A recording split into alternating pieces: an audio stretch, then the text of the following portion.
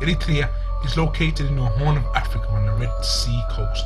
Eritrea's borders are Sudan, Ethiopia and Djibouti. The Eritrean refugees in Sudanese camps have been there since 1967 as a result of the longest conflict in Africa with Ethiopia. They fled in search of peace and better quality of life. However, they were faced with a life of extreme poverty, malnutrition and life-threatening disease. Although the Eritrean refugees have been in Eastern Sudan for over 40 years, not much has been heard about one of the world's longest standing refugee situations in the world. There are now currently around 450,000 refugees in Sudanese camps. However, there are also Eritrean refugees in other countries such as Yemen, Ethiopia and Djibouti. The United Nations tried to negotiate with the Eritrean government to repatriate these refugees, but all attempts failed. Most of aid agencies cut off their aid to these refugees as the country was liberated and independent. Their situation deteriorated further when they were abandoned, and now the Eritrean refugee camps in Sudan are one of the worst refugee camps in the world and do not conform to any minimal humanitarian standards that are provided to refugees in other parts of the world. Ethar Relief Organization is a voluntary non-governmental organization that looks after humanitarian issues, the deprived and poor societies, and those affected by wars, natural disasters or silent factors. We at Ethar Relief call to humanity to provide assistance to these unfortunate and forgotten refugees over 30 years. The refugees are in desperate need of help. They have nothing and are in need of immediate help and support. The majority of sufferings are widows and orphans, helpless and in need of support. They have extremely low incomes and cannot support themselves. Ethar Relief hold various projects running throughout the year. We would like assistance in our three main aims, which include providing a medical clinic, student support and orphan sponsorship of the refugees.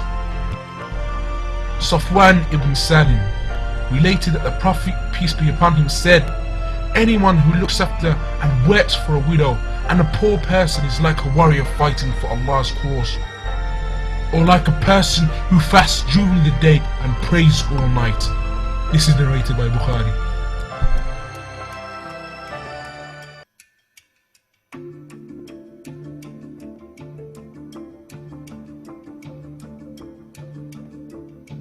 The organization offers various types of humanitarian aid and relief to target societies including food, health, education, water, clothing, housing, in addition to its growing interest in orphans, deprived families, women and children.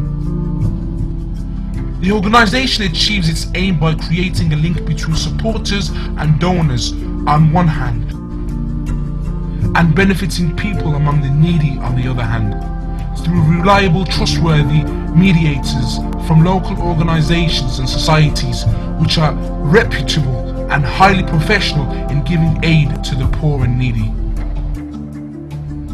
The aims of the organization are as follows: to contribute in the improvement of living standards of the poorer societies, to provide the basic needs for the affected people, to inform self-sufficient societies about the humanitarian plight of the poorer societies, to convey the struggle of the poor and needy to the organizations and bodies working in the humanitarian field, training and preparing individuals and communities to earn a living, to attend to women and children and the weaker members of society, taking care of orphans and sponsoring them academically, socially and looking after their health, providing poor families with means of productivity, building health centers and providing mobile clinics, building schools and sponsoring teachers and providing educational material, providing relief and dealing with emergencies in the humanitarian field,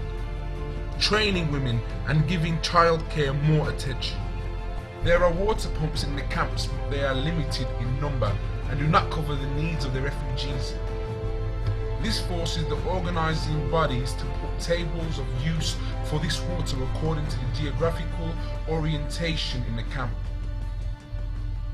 There are hospitals in these camps, but they have no medical staff or treatment. Most of the medical staff do not hold medical qualifications and at most have basic nursing and first aid qualifications. The majority relies on work experience acquired from working in these hospitals. Treatment is sparsely available in these hospitals, especially after the UN withdrew from these refugee centres. They are non-existent at times. There are primary schools in these camps, but their capacity does not allow for the numbers of pupils.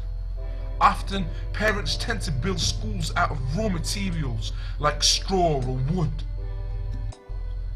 Most of the teachers are from amongst the refugees in the camps whose education did not exceed secondary education, thus not having experience in teaching. As for qualified teachers, they do not teach in such schools due to poor salaries.